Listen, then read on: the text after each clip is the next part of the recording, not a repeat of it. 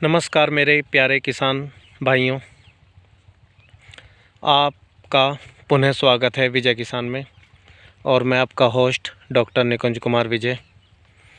आप देख रहे हैं DBW 222 गेहूं की प्रजाति, जिसकी बुआई का वीडियो आप पहले भी देख चुके हैं। 17 दिसंबर की ये बुआई है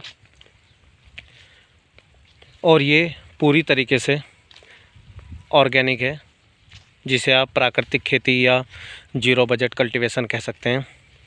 खाली पड़ी नालियों में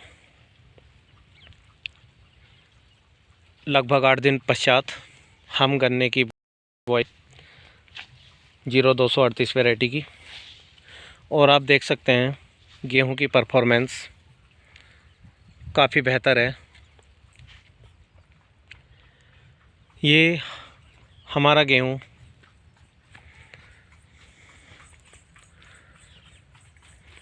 लगभग 25 सेंटीमीटर पर लाइन से लाइन में और 20 किलोग्राम प्रति एकड़ की दर से बीज की मात्रा के साथ बोया गया है, और इसमें किसी भी तरह के केमिकल फर्टिलाइज़र या पेस्टिसाइड्स का इस्तेमाल नहीं किया गया है। तो मैं आपको बता दूं मेरे प्यारे सम्मानित किसान भाइयों कि सरकार की जो नीतियां हैं किसान को खुले बाज़ार के हवाले करने की, तो इसी के अनुरूप किसान को खुद को ढालना होगा। और इसका एकमात्र उपाय यही है कि हमें अपनी खेती में आने वाली लागत को कम करना होगा। जब तक हम अपनी लागत को कम नहीं कर पाएंगे, तब तक हम बाज़ार में सरवाइव करने की स्थिति में नहीं होंगे। तो हमें 2-3 चीज़ों पर विशेष ध्यान देना होगा। सबसे पहली बात लागत को कम करना, दूसरी बात क्वालिटी प्रोड्यूस, जो उत्तम क्वालिटी का उत्पाद है वो बाज़ार को देना, और तीसरा खेती पर निर्भरता को कम करना। निर्भरता कम करने से मेरा आशय है कि जैसे अभी एक परिवार के 5 सदस्य खेती पर निर्भर हैं, तो उस निर्भर को आप 2 या 3 सदस्यों तक लेकर आएं।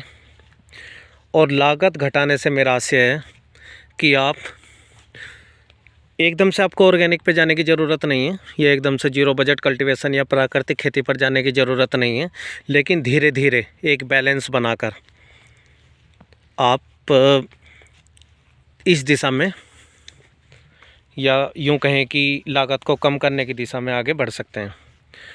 अगर आज की लागत का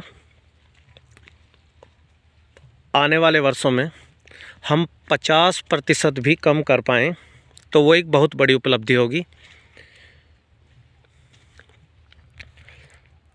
तो इसका सीधा सीधा यही है कि हमें एक टर्म्स है हमारा, जो हम अपने फार्मर्स के साथ में अक्सर चर्चा करते हैं, बिनसा, BINSA। B for balance, I for insecticides, N for nutrients, S for sustainable और A for agriculture. Balanced insecticides and nutritions for sustainable agriculture, यानी कि हमें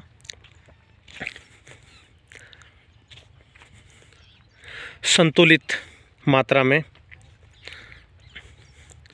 कीटनाशकों, पोषक तत्वों का इस्तेमाल करना है टिकाऊ खेती के लिए। हमें दोनों चीज़ों पर एक साथ फोकस करना होगा, मृदा के स्वास्थ्य पर भी और फसल की गुणवत्ता पर भी, और साथ ही साथ उत्पादन पर भी। उत्पादन भी ना गिरे, फसल की गुणवत्ता भी अच्छी हो और लागत भी कम से कम हो। उन टेक्निक्स को हमें अपने डेली रूटीन में समाहित करना होगा। यही एकमात्र उपाय है जिससे हम लागत को कम करके अधिक उत्पादन ले सकते हैं। तो प्यारे किसान भाइयों, आप हमारे चैनल को सब्सक्राइब करें, लाइक करें और अधिक से अधिक शेयर करें, ताकि भविष्य में नए इनोवेशंस, नई टेक्निक्स की जानकारी हम आप तक पहुंचा सकें। और मैं आपके सहयोग का हार्दिक आभारी हूं कि आपकी तरफ से काफ़ी सहयोग हमें प्राप्त हो रहा है। बस आपका सहयोग यूं ही बना रहे, हम ऐसी ही कामना करते हैं। आपने हमें समय दिया, धन्यवाद।